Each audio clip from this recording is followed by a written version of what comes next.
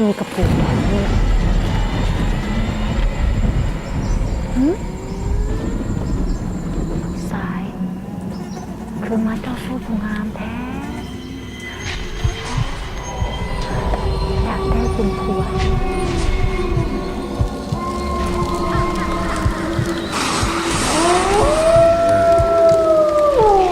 ห่วยมาอย่างคือมอนแต่หัวค่ำแท้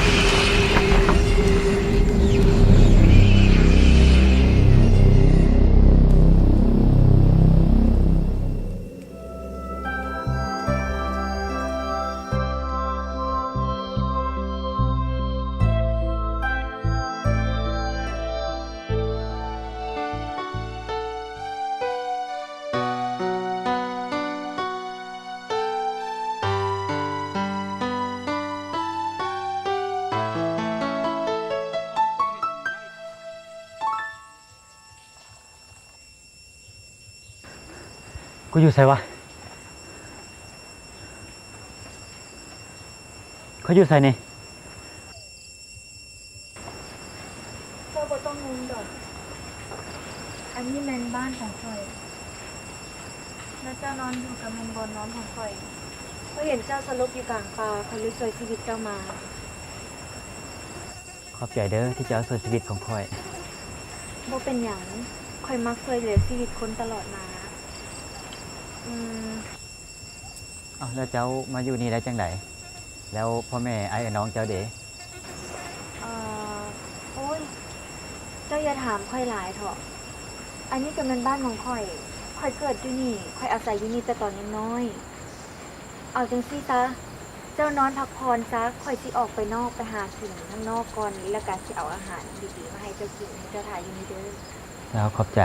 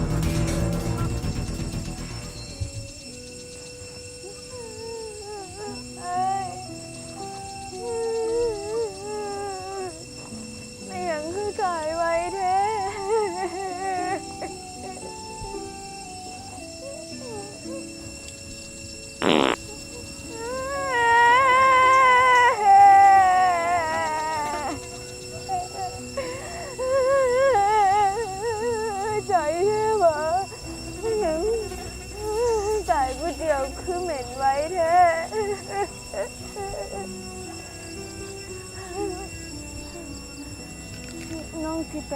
หาสมบัติ ให้อายไปเด้อเอาไปชื่อสิตอบแทนอยู่เด้อ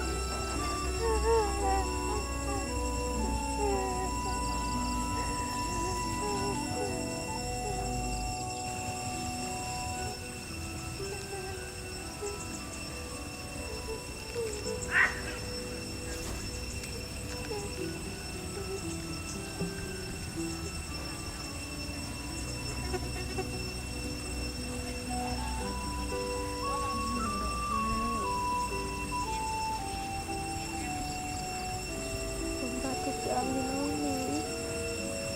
ต้องสิเอาใส่ไหไปให้อ้ายไปใส่ในชาติหน้าเด้อ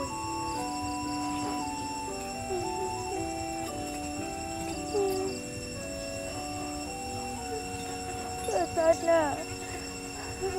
ขอให้เราได้ปักเป็นผัวเมียกันคือเก่า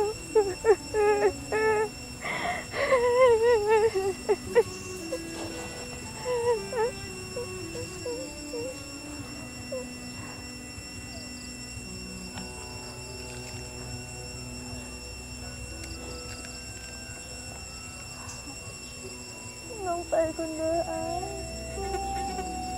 ย